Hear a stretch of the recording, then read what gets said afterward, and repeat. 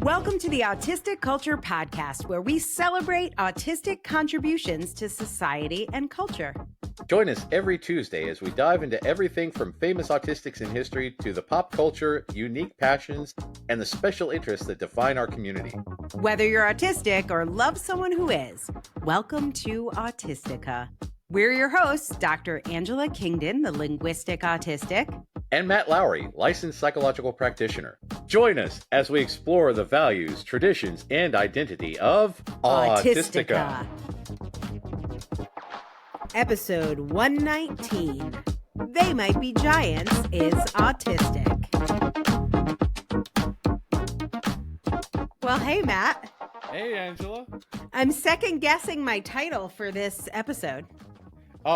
Because they were confirmed to be giants? Well, they might be giant. We don't know.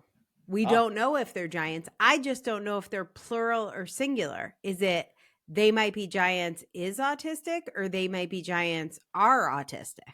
I think that if it's a title of a band, the band unit is They Might Be Giants. Just as if there was a band called the Batmen is a band, and the band is autistic. The band is. So like U2 is autistic. They're not autistic at all. But you would say name of band is, so that was correct. Okay, yes, good. Yes. Woo! I had a whole grammar moment, and I was like, have I messed this all up already? Do we have to start over? We are talking about the Giants, TMBG. They Might Be Giants, possibly the most autistic band ever. The people who popularized Particle Man. Particle Man. I'm going to sing a lot during this episode. It will be impossible not to. If I tried, I would need to sleep for like 2 weeks. So yes, not Triangle Man, but Particle Man doing the things. Particle Man can. Yeah. Okay. If they have a fight, Particle. Yeah. Triangle wins. Yep. Yeah. Anyway, this episode was recommended by Stephanie Geyer on Autistic Connections. You can join too. It is our Facebook group, and she recommended this episode, and I was like, oh my God, I have wanted to do this one so badly. I'm doing it for you, Stephanie. I didn't think they were significant enough. And I was like, I should do more famous things. And then I already bored you all with Lena Dunham on my last episode. And it's like, why are these obscure old references coming up? Because they're autistic and part of our culture? Yeah. But that's just who I am. That's what happens when you get let the Gen X, let the white girl Gen X girl out, and that's what I'm going to cover. It's just going to happen. So, but Stephanie gave me cover, which I desperately appreciate, and some of this research in here was inspired by links that she sent me and some suggestions she made. I'll try and shout them out as well. But also my husband, who is a huge TMBG fan, he is a gigantician. He is a giant fan of the Giants. Yes. So they are often known in my house anyway as the presidents, because there's a president's club that you join if you are a They Might Be Giants fan, which gives you like producer credit, and it gives you lots of merch that shows up at our house. So most of what my husband wears is They Might Be Giants gear. And this is the way. Yes, exactly. He has a uniform. It's just all TMBG clothes, apparently. And I had him help me with the research for this as well. Let's see. Where do I want to start? Well, first of all, just in case you don't know who They Might Be Giants are, I feel like I have to do like a little bit of let's go back to the beginning, because I've just kind of... I think that's our specialty. Jumping in the middle or going back to the beginning? The obnoxious level of bottom-up processing detail that comes with this, because I want to know that They Might Be Giants, the story of They Might Be Giants actually starts in 1782 with, so go Correct. for it. This is what we're known for. It actually starts in Brooklyn in 1983. So, or 1982, I guess technically they were founded. And in Brooklyn, so in the early 80s, the two Johns, giant Johns you will hear of, John Linnell and John Flansburgh. They are this quirky DIY performing act. They've got a drum machine. They're doing backing tracks because they don't have a full band. And it's a very tinny sound. And so not like if you think of like a stereo sound, it's not that. It's almost like one channel, like a mono sound. This is going to be important in a minute. Like highly compressed sort of Highly compressed. Very good. And they don't know how to get people to listen to them. And they come up with this idea that changes everything. So this is pre-internet, right? We're in 1983, and a very popular thing was the back of the Village Voice, the back of your local alternative weekly. This is how we all got dates and how we met people and how we just like found, I don't know, maybe it could be naked girls, could be lots of things you could find back there. It could just be like a dry cleaner. And there were two prices for ads and we didn't have an internet. So this felt like our internet. This was the Twitter of the day. Right. And as a Crowded House fan, this is how I used to trade tapes with people. I would say what show I had the tape for. I would see what tapes people had shows for. And I would be like, I will send you this show. You send me that show. Children of today will be astonished that we were able to put music on Scotch tape. Yeah. It was neat. You could stick it to the wall. It plays things. Yeah. It's Scotch tape was part of it though, because you Yeah. would record over tapes and you would have to take the Scotch tape over those little would. corners. So, but anyway, okay. So in New York City, this band is trying to break through and they come up with this idea. They put an ad. There were two different prices in the Village Voice. One is if you were like, I don't know, a prostitute or something, or a dry cleaner, a commercial service. It was $50. That is the same rate that we have for the podcast advertising. If you're a prostitute, we will give you a break. Yeah. Please continue. But for individuals, like for the missed connections, that was like, I saw you on 59th Street, crossing the street, carrying a bag. Those were only $10. And so they decided they were going to grow their band by placing classified ads, personals ads, paying that $10 rate. And what it was were these ads would just say, they might be giants, call this phone number, 718, whatever it was, and leave a reply. And you would call this number and you would hear dial a song. They had a new song every day. And then you could leave messages. They would tell you when they were playing. So they would play you a new song and they'd be like, we're playing on Friday at Joe's Bar. And then you could also leave a message for them. So it was a two-way fan connection. And their answering machine was getting filled up every day. And every day they would play a new song. And they did this from 1983 until 2008. Oh my God. I'm impressed they found answering machine tapes to last that long. They wrote thousands of songs. And here's the deal. They're really tinny. I forgot how you described it. Highly processed, compressed. They sound great over the telephone. So the sound when you hear that the TMBG true media sound, telephone, and they were like 30 seconds long. So they would play these super short songs. And they got really good at it. And then eventually, I'm going to talk about this later, but eventually they get dropped by their label around 2001. Now they are completely self-funded. They're funded by their fan club, which is my goal for this podcast, to be funded by our fan club so we don't have to take ads or do things that our agents would want us to do, that they're their record label wanted them to do shit they didn't want to do. Yeah. And so they were just like, no, we will get our fans to pay for everything. And they could make those songs really quickly, right? They were doing one a day. So when you join their fan club and you become a president, they will make you your own custom song. So my husband and I both have one, but I'm going to get Simon, our producer, to now play you my 30-second song about me that I own from They Might Be Giants because I am one of the presidents.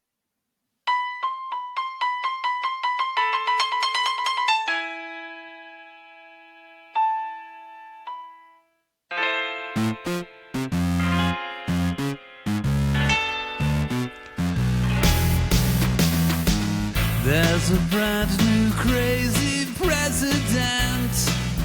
Her name is Angela Kingdom, and the world is calling. It wants to say to her, hello, you brand new crazy president.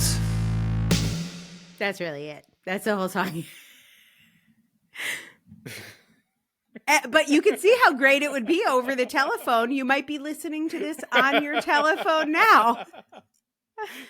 True audiophiles respect the sanctity of the telephone songs. Right, exactly. There you go. So it's a totally fan-funded model. They have probably the most dedicated fan base ever. I would say we're probably in the 90% autistic fans. The fan to autism ratio has to be extremely high. And and that's how... That's how my husband dresses himself, is by being part of their fan club. So they appreciate that. They send all the things. We have Autistica, and this is something I would love to do for if we have enough fans like they do. So they have a place. It's a hotel that you can go to. It's a They Might Be Giants imaginary hotel. And as a member of the fan club, they send you a key. It looks like an old 50s hotel key. I like that. I want a key to the hotel Autistica. And I really want to do passports for our fans. Yes, I want one of those. So a lot of our business model is based on me listening to my husband info dumping about They Might Be Giants, because they have figured out a way through just like direct to fan sales that they fund everything. They don't do anything. They have a label. It's called Idlewild Recordings. But our publishing label is Autistic Culture Press. Yeah. There you go. Listeners, leave a comment if you want a key to Autistica, because I want a key to Autistica, but I don't know how much it would cost to have an individual key. So we're going to have to buy them in bulk. Just like I really want a stress ball, a particular stress ball, but you have to buy 2,000 of them. And we need a fan club to get those. So if we had 2,000 fans, we would send them stress balls. Right now, what we're sending our fans is our book. So that's kind of fun. And then this book right here, it's a physical, actual book made of dead tree. It's true. And we both have copies that say not for resale that we're holding up. It's a collector's edition. If you get a copy, it will not say not for sale. It will not say not for resale. You can technically resell it, but would you really want to? Yeah, that's true. But it says not for, so you can't, because there's a rule right there. We can't break the rules. That's the whole thing that makes They Might Be Giants just so special, is it's that intimate connection. It's always been like, talk back to the band. We want you guys to talk back to us, to come to our Q&A calls, to come to comment on our pages. And that's what they have always designed into that connection with the fans. I want to share a quote. It's like having their Facebook page. Like we have Autistic Connections on Facebook.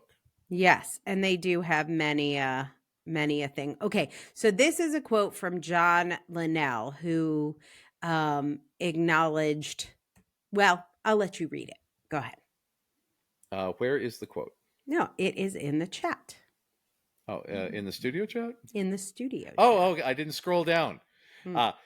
This is the problem, because we love communicating with the fans, but as much as I love technology, social media is not one of those things, including scrolling down.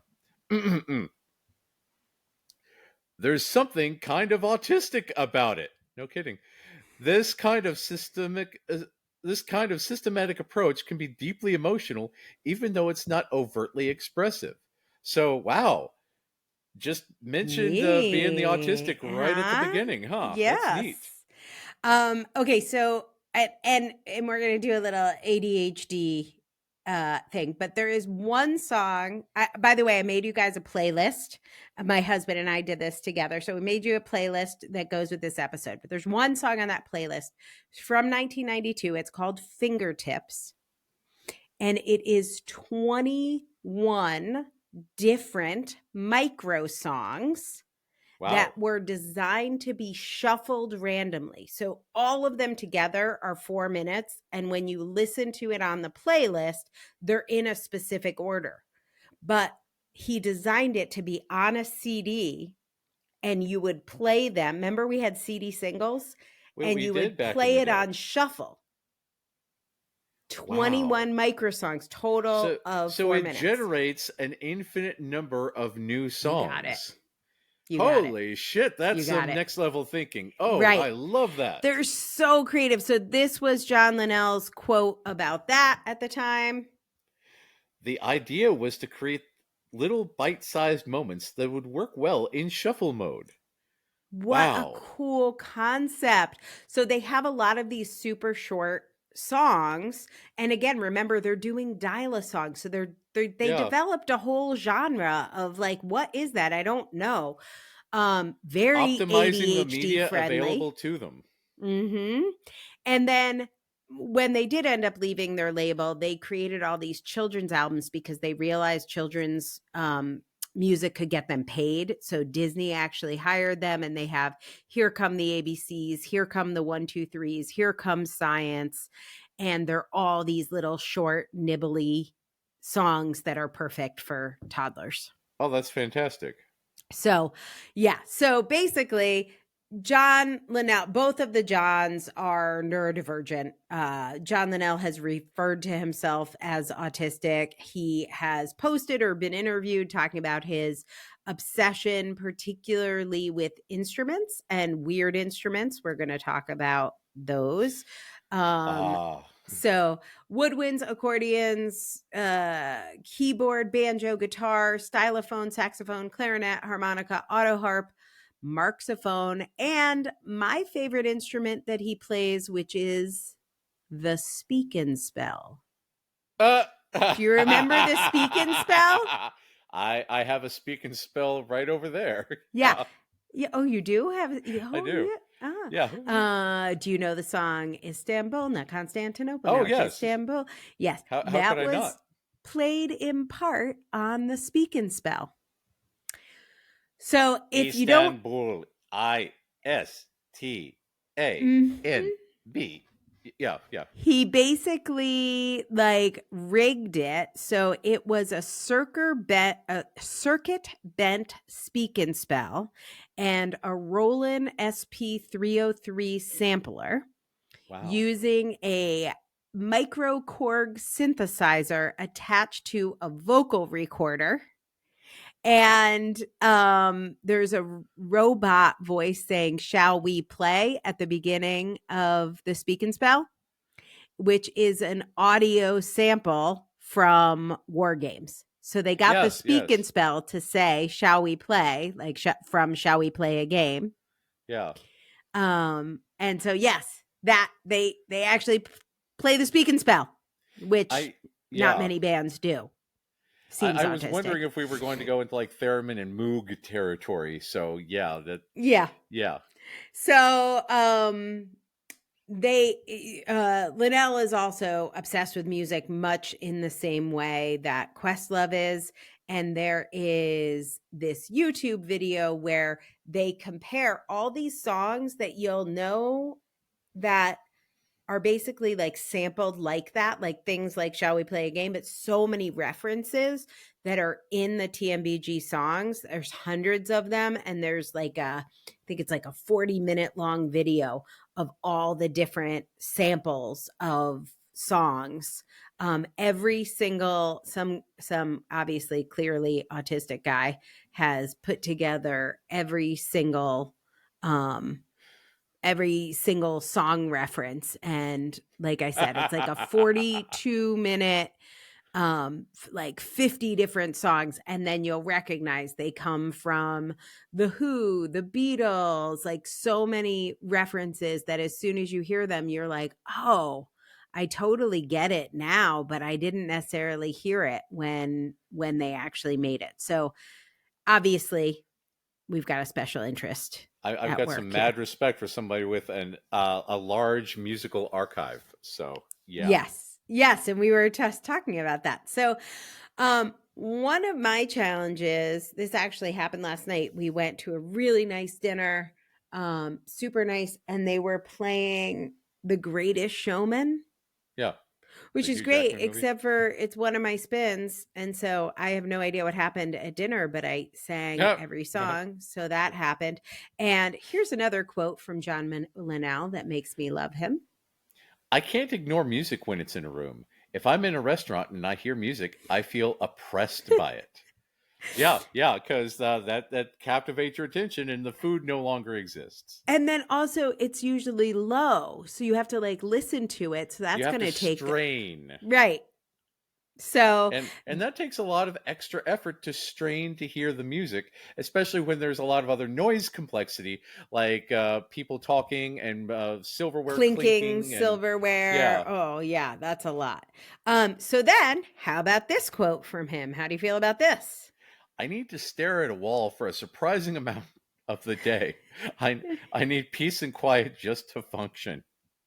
Right? Yeah, when he goes into autistic waiting mode, because you need to power down all non-essential services in your brain so that you can recenter. Yes, I am. Okay, I'm right there with you, John. I'm going to give you one more quote, then we're going to go to a break, and I'll come back and I'll talk about some of the specific songs that are on the playlist and how you can get it. So here's the last quote. Here we go. I have a latent desire for maximum efficiency of movement, which is motivated by laziness. I spend a fair amount of time thinking of the easiest way to do things. Process complexity. I guess I should return my calls more. Oh God, he feels my soul. Sorry about everyone I haven't returned emails from, especially to friends and relatives and clients. I hope people realize that my being disorganized doesn't mean I don't care. I feel this in my soul. Little internalized ableism there. Yes, are you disorganized? So. Are you though? Or is it just that you have a need to stare at the wall for a surprising amount of the day just to function? Because the world is perpetually overwhelming, and I could do therapy with people all day long, but returning emails, I can read emails, but generating a response taxes my brain. Apologies to literally everyone that I haven't responded to in months. Yes. Okay. With that, we're going to take a quick break. When we come back, we will speak of the songs of stims and spins. I can't wait to see who it is. I hope it's a prostitute. Have you ever wanted to know officially if you're autistic, but you don't want to deal with all the medical gatekeeping? Adult Autism Home Assessment, or as I call it, AHA, gives you a clear autism-affirming, autistic-approved way to self-identify without the inconvenience of dealing with neurotypical, quote-unquote, professionals. You can find out all about our book and get a free copy when you become a monthly, annual, or Autistic Guardian subscriber of the Autistic Culture Podcast. To find out more, just go to autisticculturepodcast.com/subscribe. We're back. We have been talking about possibly the most autistic band in the world with one of the most autistic frontmen, John Linnell. We were just talking about some of his quotes that made me pretty ready to pronounce him King Autistica of the day for our episode here. What do you think? Seriously, he speaks to my soul on so many levels on that. Oh my. Oh my God. And I think there's no more fun way to talk about the ways autistic culture is reflected, because if you do have autistic traits, they will come out in your work and in your art. And many of the greatest They Might Be Giant songs definitely reflect autistic experiences. So we talked about Fingertips, that sort of ADHD shuffle song with 21 snippets inside it. I also wanted to talk about the song Upside Down Frown. Upside Down Frown is really all about masking. Yes. And so let's see, I'm going to find you a little quote here. And then we'll get your take on this one. Here we go. Another quote for you. I'm happy that you're happy. This is well. Your anger makes me mad, but you can't tell. Bam, bam. Yeah. Yes, exactly. So lots of good lyrics in here that will get you as a fan feeling connected and wanting to, like, I guess, give them all your money. So you got to collect them all. Yeah, exactly. Here is another one. Do you know Dr. Worm? I do not. So Dr. Worm is a really good one. That is a special interest song. So he is a worm, and he says, I like to play the drums. I think I'm getting good, but I can't handle criticism. I'll show you what I know. I'll show you what I know, and you can tell me if you think I'm getting better on the drums. So, yes, he's ready to info dump, but all of this is autistic. Yes. Oh my God. I can see why it's a podcast episode now. And then he says, good morning. How are you? Call me Dr. Worm. I'm Dr. Worm. I'm interested in things. I'm not a real doctor, but I am a real worm, like an actual worm. I live like a worm. Yes, I like to play the drums, but I cannot handle criticism. Okay, Dr. Worm, we got you. I like that. Okay, here is a fun one. The song, I feel like this is a word you would know. The song is called Apophenia. Apophenia? Do you know this? I don't know that one. It is pattern matching. Yeah, I love that. Yes, exactly. Oh, so that makes my soul all warm and fuzzy. This is the so it starts like this. How could the street light blink on and off and spell out all your thoughts? That thing you heard me say, I didn't say that thing.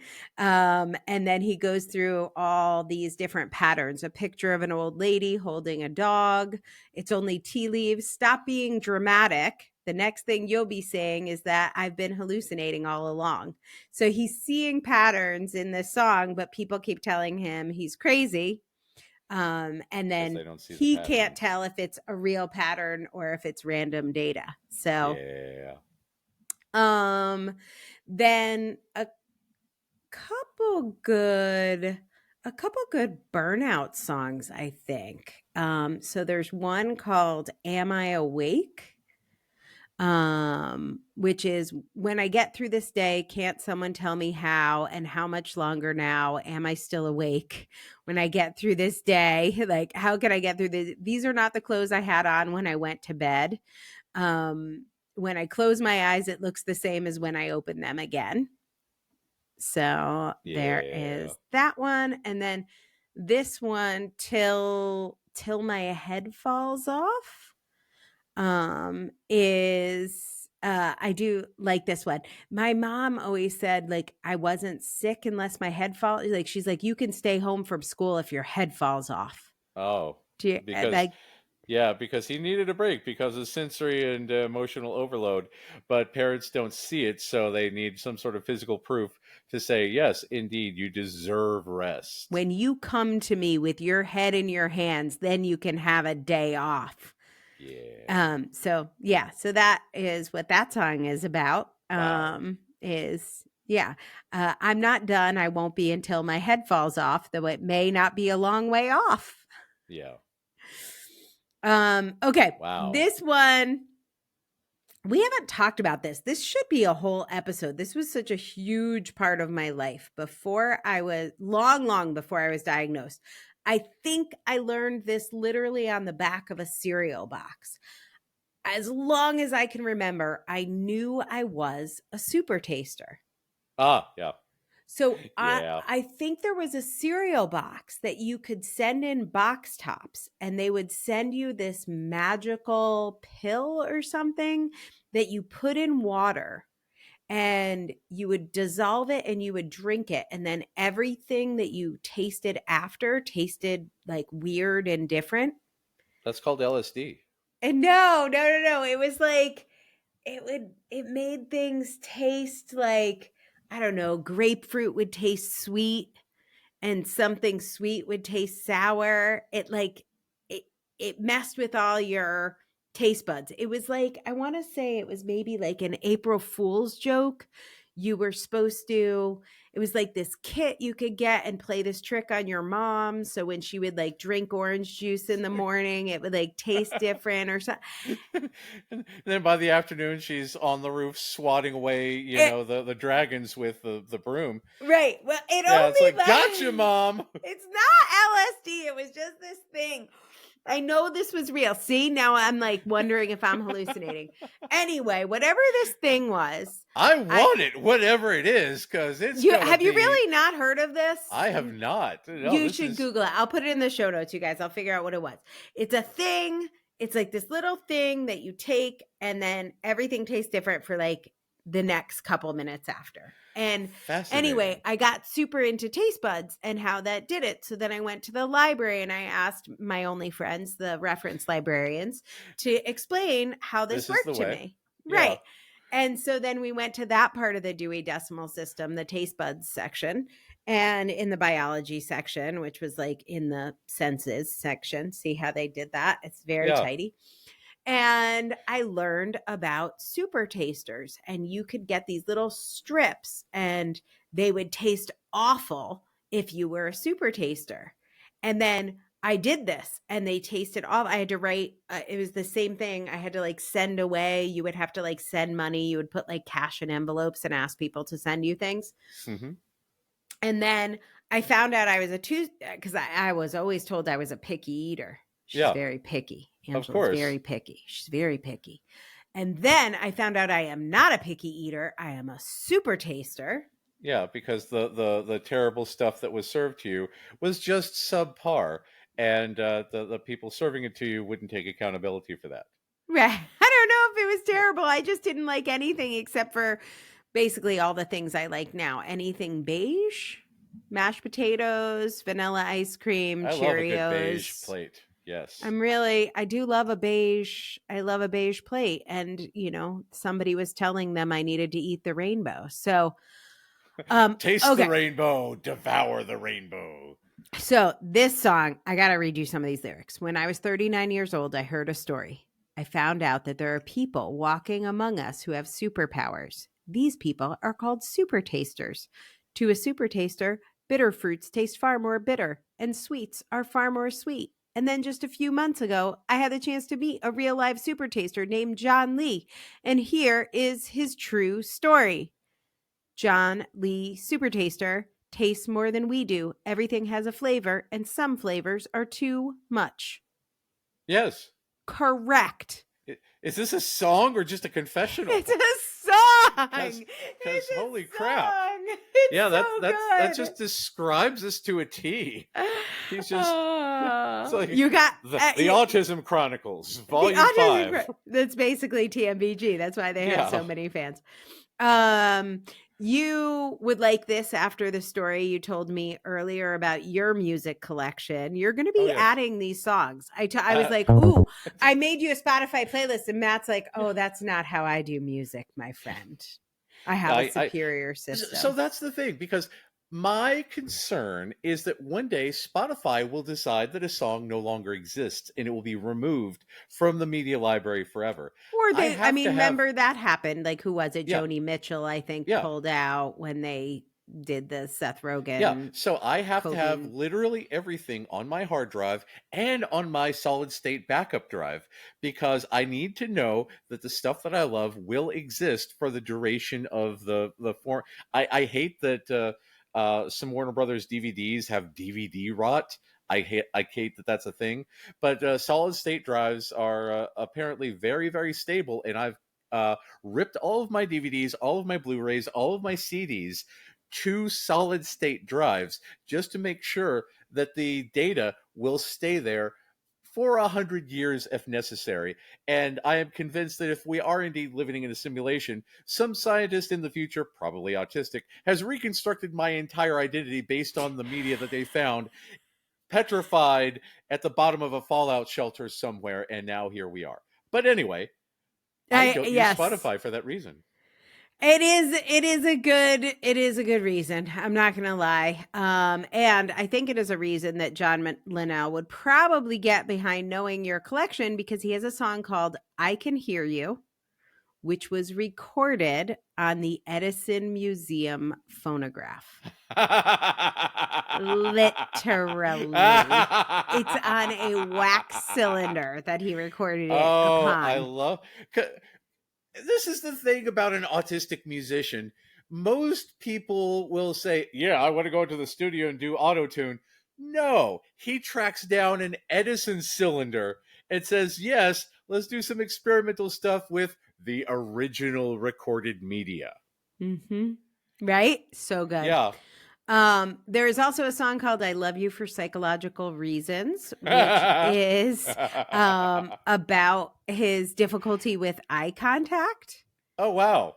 And God, we're going to get into some of the echolalia stuff in a second, but cheese and chalk do not talk, but their eyes synchronize with a secret rhythm, which is a way one could say I love you for psychological reasons. So, oh, that's neat. That's playing a lot with, rhyming and sounds. And yeah, that's, I like that. And you have to hear the music too. I mean, you heard a little sample with my song, so I'd love to have more songs in here. We don't usually have the rights, but since they made it's me a song, expensive if we want to play Here Comes the Sun, it'll bankrupt us. Right. But by the way, they have a version, a TMBJ on that video that we got from Stephanie Geyer. They actually do have a song that was inspired by that. Oh, neat. Why does the mouse share the house with the louse?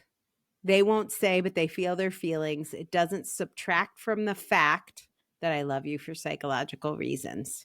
Oh, so I like good. that. Echolalia.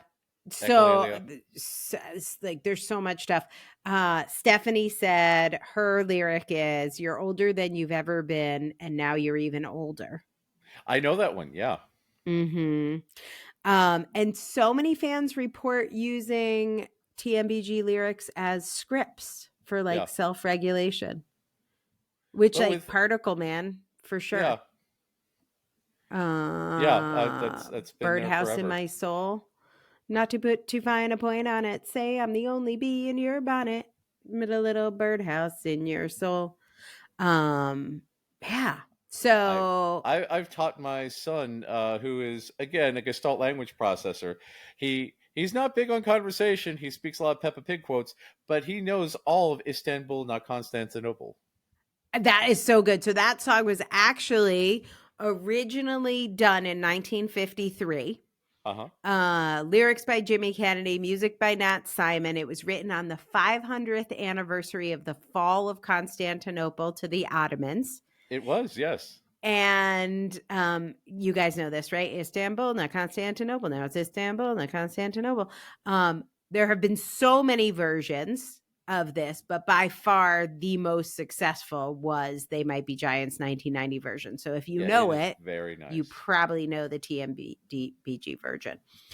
I will say, as you know, We are very dedicated to pub trivia in our house, and a lot of why we often win, although not always, is because of the obscure historical facts that are in They Might Be Giants songs. But what I didn't know until I was researching this, so maybe your dinner conversations are different than ours, but what will often come up is who was the best president and who was the worst president ever. And my husband is very sure that James K. Polk was the best president. It is a very niche president.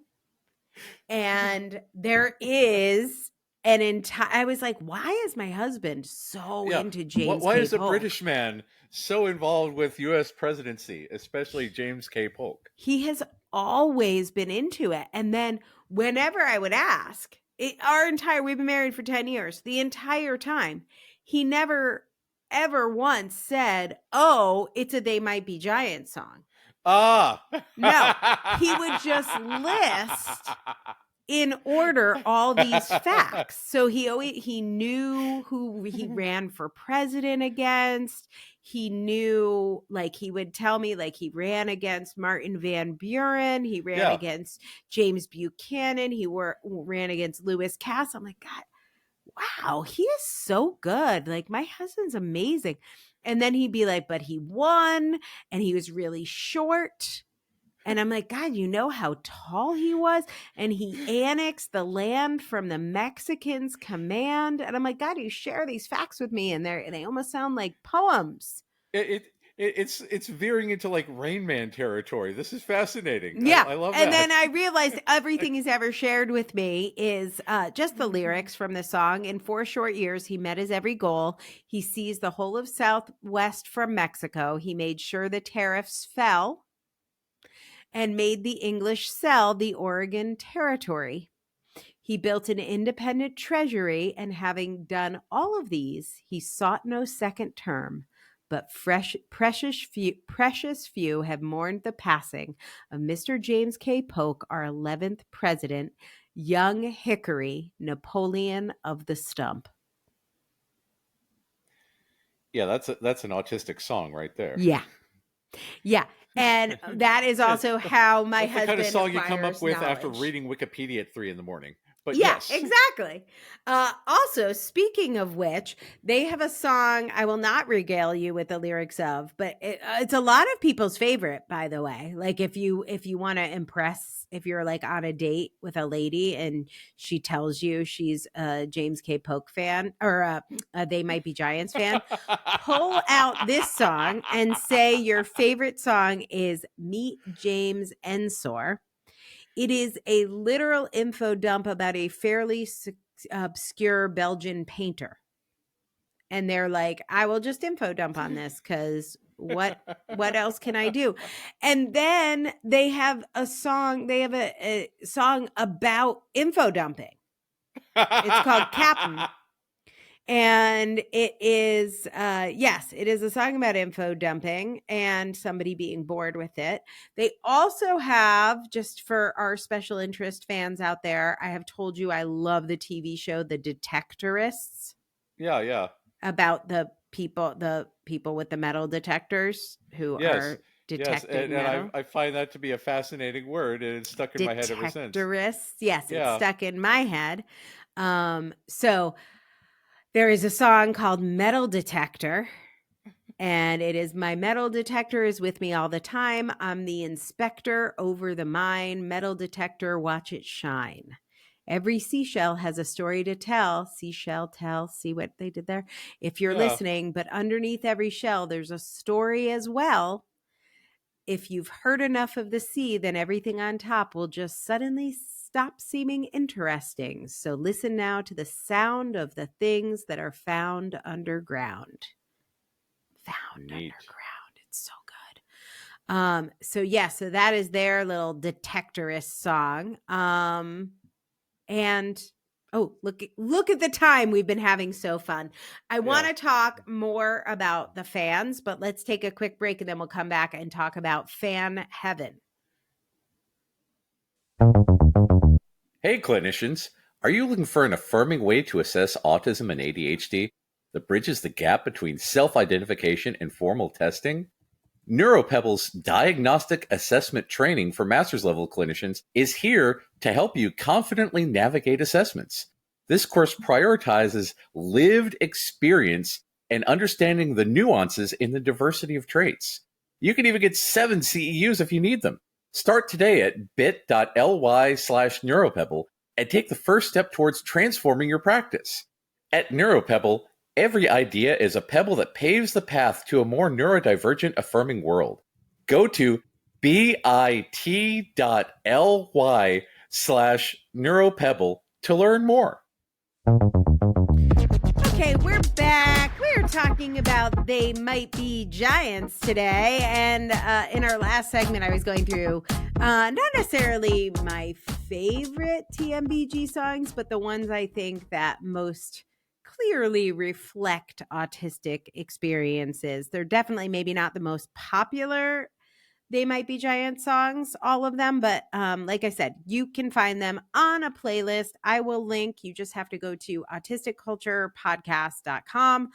You will then go to this show, click on podcast, find this show's show notes, and in the show notes, there will be a link, and you can go listen to it on Spotify. I am very disappointed that went on Amazon to say, hey, They Might Be Giants box set. Nothing comes up except for They Might Be Giants. Here comes the ABCs. That's very interesting, but I think it's why. By the way, go right now, go on Amazon and type in adult autism home assessment. Have you done it yet? I need to. I will. The adult autism home assessment, by the way, is our book, you guys, in case you didn't know the name of it. And it is up on Amazon. $200. Right. It's now, $200? Read the first line of the description. Adult our definitive guide. No, above that. Oh, above It'll that? say something about the weird Dr. price. Angela Kingdon and one more. Oh, there's me. I'm a contributor. Yeah. And then read the thing about the weird price. It's this app does not support purchasing. What? No, scroll down. Book in overview. The description. Yep. Weird price explained below. Yeah. Okay, let's scroll down. Here's the story with the weird price. Oh yeah, we are making the first 1,000 copies of this book available exclusively to supporters of our podcast. You can become a supporter. All of this stuff. So yeah. And then read the last line. Yeah, we're just trying to use the platform for good and not evil. For more details on becoming a member, please visit bit.ly/ahabook. Yeah. Oh, I like that. Yeah. But above that, where the thing I was saying about how we don't want to support oligarchs. Yeah, yeah. Mm-hmm. They cut that out. There's no oligarch. Is it really? It doesn't say anything about the oligarchs? Nothing else. Hey, listen, if they leave the whole thing up, basically our Amazon profile, I don't want anyone to spend $200 on our book, obviously. When you list a book on Amazon for $200, do you know how much Amazon gives you of that? I'm sad to ask. How much? $60. You're kidding. No, they take $140. Oh my God, that's insane. Yeah. So people can get their book by becoming a fan club member. And basically you can get the ebook and the audiobook for $8, or you can get the ebook, the audiobook, and the print book for $23. And of that, we basically keep everything except for the cost of printing and shipping.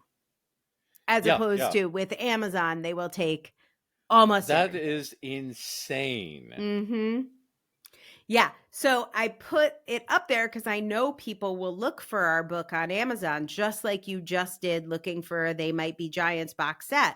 But I will guarantee you where they want you to buy their box set, which they most certainly have, is from the They Might Be Giants website. They don't want you to buy it from Amazon because Amazon takes all the money. Amazon screws creators. Do you see? Are you feeling me? I am, because that is horrifying. Right. And so what They Might Be Giants realized, and I think this is what so many of us as artists need to realize, is like we need to produce something that's good enough to create a community of fans. And then we need our fans to support what we do. And the way TMBG does that is early access to music, rare tracks, live free stream downloads. content. Do they have free downloads there on their website? Do. Yeah. What I else you actually typed it. The autocorrect changed it to "they might be goats," and there is a "there might be goats." Good But to know. Okay. yeah, merch, dial a song, free downloads, releases, shows, and tickets. There we go. Yeah, that's the stuff that I need. Okay. See, they want you to buy it there because they don't want to support oligarchs either. And we don't support oligarchs, or at least we're trying not to. But I don't know if we can afford not to have Amazon distribute our book. Like that's our experiment with the first 1,000 copies is like, can we do this without giving all of our money? They take 70%. At $160, that's 80%. 80%. Oh yeah, 70% plus a whole bunch of other fees. Yeah. Your listing fee and your printing fee. And so they just take 70% of the profits and then they pull out what they say Good are. God. Right? That's and so horrifying. if we list the book up there for $20, we'll get almost nothing. And I would much rather encourage community and connection and a place for like the way They Might Be Giants fans. Right. Like I like connect. their website. They have a good website.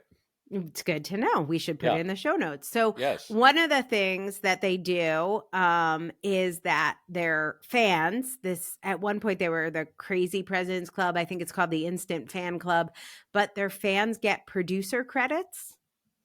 And Neat. So that is something if people want to be a producer of the Autistic Culture Podcast. This year we had the Guardians and we took 10 Guardians. Next year we're going to take 10 producers and you can add a producer credit to your LinkedIn. Yeah. Because technically that's what producers do. It's produce. Yeah, they give us the money to produce. They want to say that they have all the artistic credit, but no, but we will actually listen to you, whereas we don't listen to producers. Right, exactly. They make personalized recordings, and we've done that here for our fans, like Stephanie Geyer, making this episode for her. Our teens episode was for a fan. We are working on having passports instead of keys. I want since both, Autistic is a country, but I can get you a keychain. Oh, I want a key. I collect keychains with our flag. Yeah, we need to have keychains. Yeah. And so the whole They Might Be Giants fan club it's open-ended, but it's also structured at the same time. So which is the way we socialize. Yeah. Right. Also, leave a comment if you want the Autistica board game, because we've been planning this thing for years. We need producers. I want to make this like, what was it, Fireball Island? With a vacuum-formed mountain, and you collect gems as dragons and stuff. And we got plans, but again, I want to be able to $8 a minute to make the podcast, and without like selling out, we need way more funding. Because we have gotten offers for ads, but they're just not people. We do have probably some ABA. amazing, we have amazing advertisers. Obviously, we have Neuropebble, and Megan Ashley Townsend is going to be advertising with us soon, I think. Oh, neat. So we know her, and I like her. So yeah. Yes, exactly. So, but it's hard to find advertisers that are values aligned. And also, I love the idea of creating something with our fans. Yeah. And because you are our people, and we want to make this the most autistic thing possible. And again, we are what they call bottom-up socializers. So we have a more egalitarian, equal sort of relationship with people, instead of saying, for instance, like, I am a professional autism evaluator, and you shall do the thing that I tell you to do. No, the reason I know so damn much is because I listen to autistic people. Revolutionary. So many They Might Be Giants fans have said the music helps them channel energy, particularly after events. I found a Twitter user who said co-regulation. Interesting. that that every day they have a playlist. They have a They Might Be Giants playlist, and when they come home and switch from their work persona to their personal persona, they use TMBG to do that. Neat.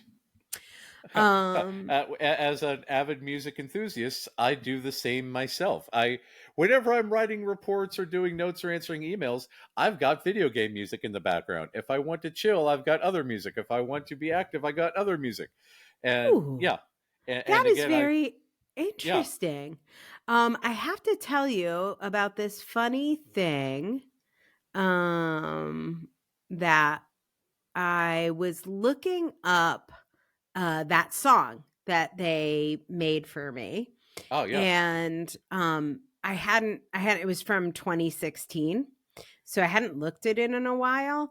And when I looked at it, I noticed that the guy who sent it, who must be like their manager or something, who somehow I don't know how many of these they made. And then they had to send out like all these different recordings of people's names or whatever, personalized ringtones. Do not envy it. Yeah. Anyway, in his signature line, he had all the bands he represented. And one of the bands, so I listened to them all because I'm like, who would be a manager? What was this guy's name? Hold on, I'm going to tell you his name. Phil Frandina from the Hornblow Group. Right. And I was like, what is his career? What was his life? Of course, I can't just like look at a guy's name. So then I had to look at all the bands he represented. And I found this band called Moon Hooch. I'm going to put the link to them. Moon Hooch. Oh my God. So I listened to the top song from all the bands the They Might Be Giants manager listened to. A neurotypical thing to do. Yes, go on. Seems very normal. And I like most of them seemed fine. And then this Moon Hooch band, I was like, you will now be my special interest. And I thought, this is utterly incredible. So then I had to go to their website and I'm like, who are these people and what are they doing? And the whole thing is there is no lyrics, which I don't normally like songs without lyrics. Yeah. But it's all about regulation. Like their songs are all about regulating, and they do sound quite a bit like video games.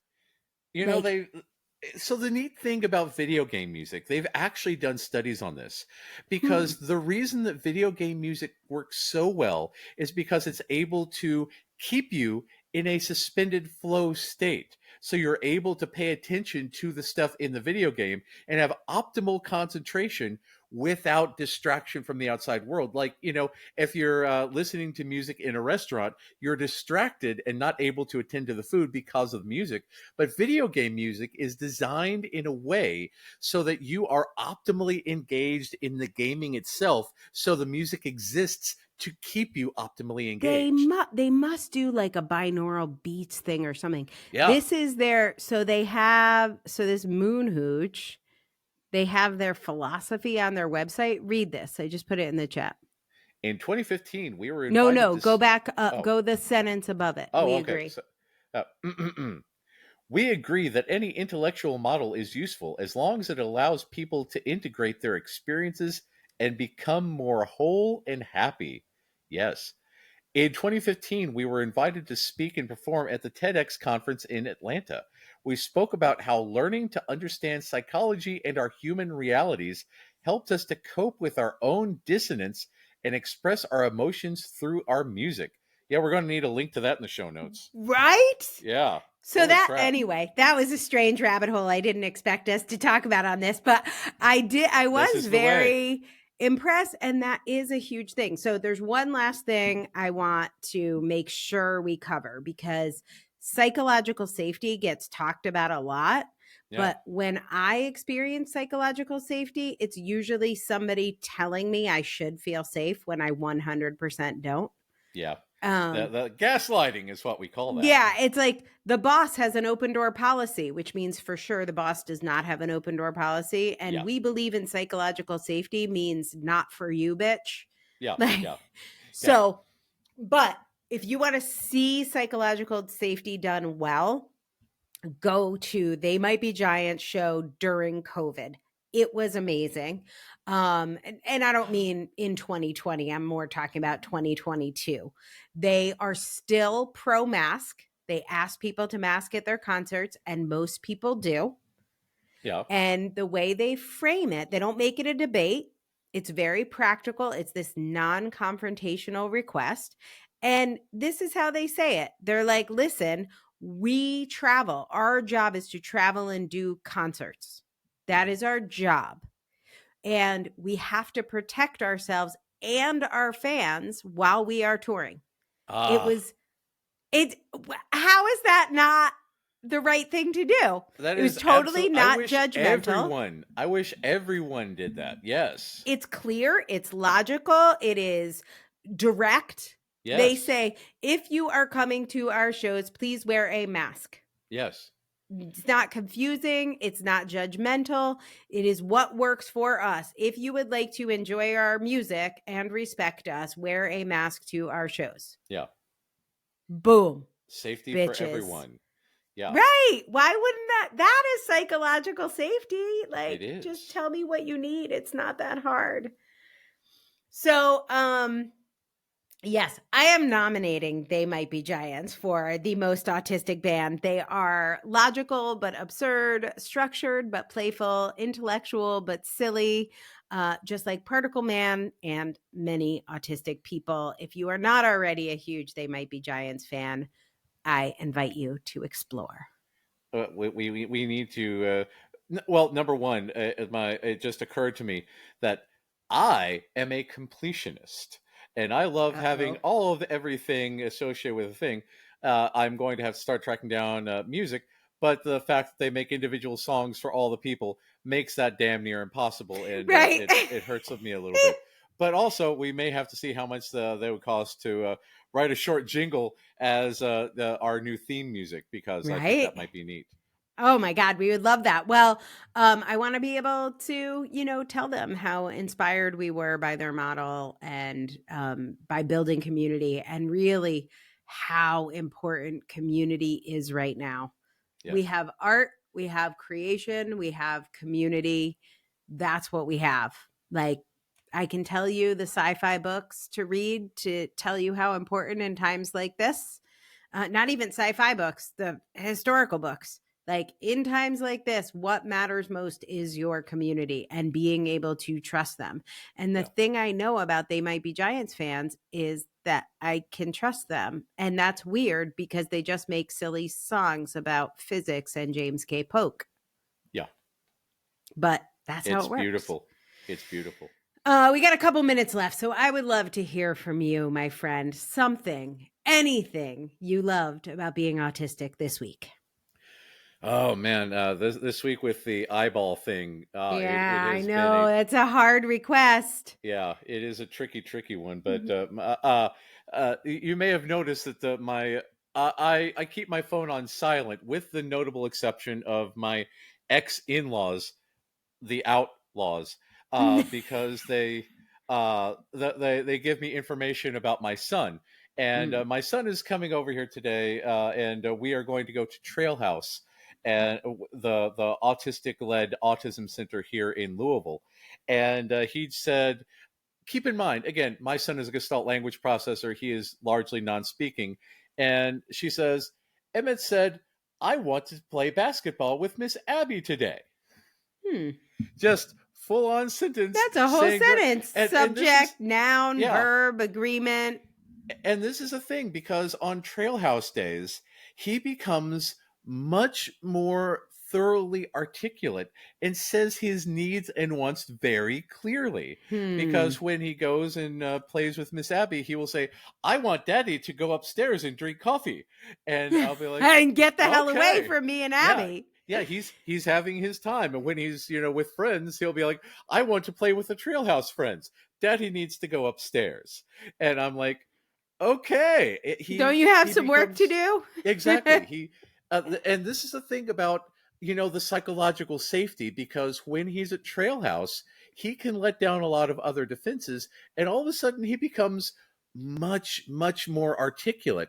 But when he gets very stressed out, he relies on the scripts. And when he gets super, super stressed out, he doesn't even have the scripts, which is the need for the AAC device, the need for alternative communication and everything. So when he's at his most calm, he can throw out elaborate speech, but the more stressed he gets, the less he can talk, which is why situational mutism is real. And it makes me feel really, really good that Trail House exists and that he feels so safe there that he's able to get the words out in such a fashion. I mean, I feel like I could do a whole episode on this, but like emotional regulation, like take that story about Emmett and think about what are the things you can do when you're emotionally regulated, like as opposed to when you're not. Like exactly.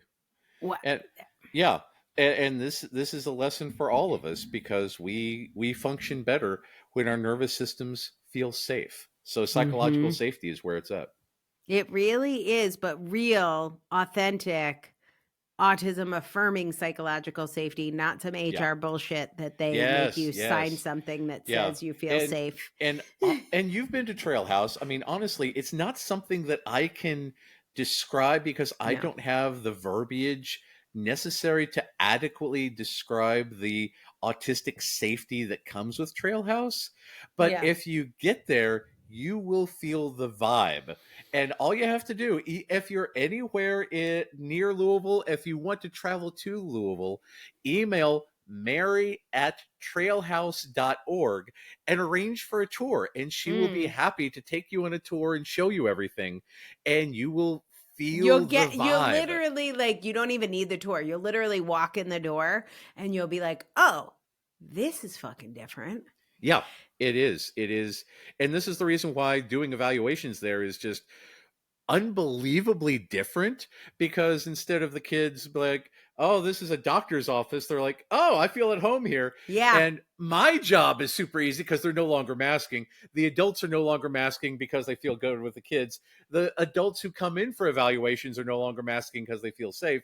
And I just sit there and we shoot the breeze for 2 hours or so, and we just write down a whole bunch of stuff. It's the easiest, breeziest thing in the world. Yeah. So yeah, if you get a chance, come by, because and it's you guys, just I think delightful. like the in-person community, finding and creating spaces like this, because that's real and it's tangible and it counts. Those hours you're there, they matter to your nervous system, because sometimes you have to run into the news or like a government building or something. And so regulate as much as you can. And I love that. And if They Might Be Giants helps you regulate, listen to the playlist I made for you too. So that's what I got. Thank you for indulging me in this little info dump, and to Stephanie for recommending, and everybody else who jumped in on that thread and said, yes, do the They Might Be Giants episode. And thanks for being with me today, Matt. This is the way. Have a good one. Thanks for listening to the Autistic Culture Podcast. You can hear our show through any podcast player, but the best way to engage with the show is by going to autisticculturepodcast.com. When you go there for the first time, you might be confused, but once you pop in an email address into that login screen, it will all make sense. Now, why would I give a stranger on the internet my email address? By giving us an email address, they will get free access to transcripts as well as videos for each show that are released on the same day as our podcast episodes. So our podcast is free everywhere if you go to autisticculturepodcast.com. They could trade us their email address for transcripts, videos, links to things we talk about on the show, and special invitations. All that for free? What do they get if they decide to give us some of their hard-earned money? Other than our deep appreciation, of course.